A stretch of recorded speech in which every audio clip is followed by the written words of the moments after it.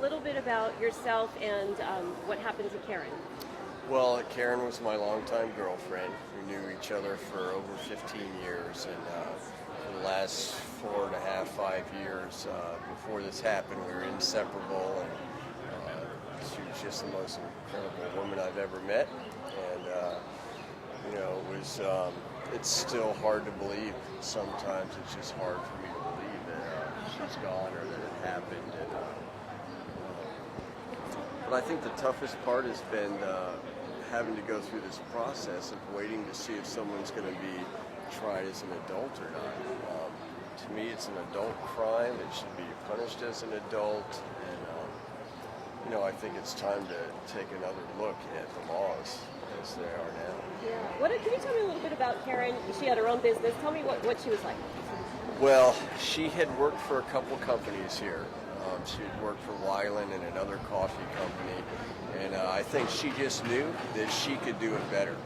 And she took that risk that a lot of people won't take, and that's dive into your own small business. And she was a true workaholic, and 6 days a week, long hours, and still found time to volunteer for everything she could. She ran the kids' cancer camp out of Camp Malia for years, and just was there to help anybody who needed a hand. Charity walk, you name it, she was there. She seemed like a really vibrant person. What's your favorite memory of her? Oh gosh, she was very gifty, and she always knew the exact right gift to get me. Even if I didn't know how to use it, she would show me. That's great. Yeah. So what about, in terms of what you think this legislation will do? Maybe you can give a little background on the legislation that's coming again. It's called Karen's Law, and a little background on what that would do and why you think it's important.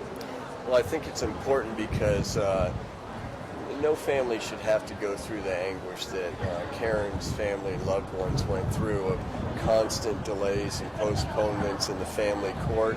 It just went on and on and on, and they wasted a lot of man hours and taxpayer money by doing that when the end result is they go to adult court anyway.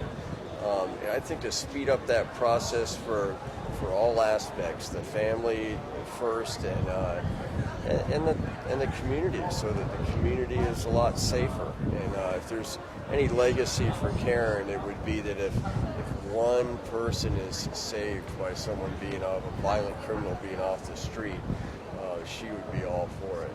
So what's your message to legislators? That we need to take another look at this and maybe look at some of the ways that they do it on the mainland, as much as I hate to say that.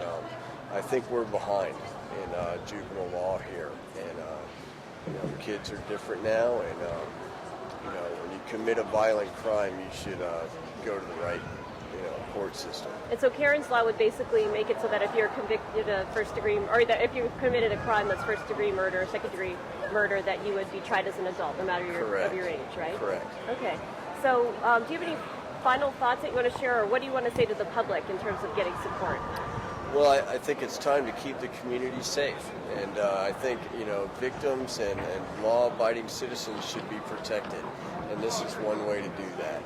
And I think we're all sick of violent crime, and if we can protect people, that's what we should do.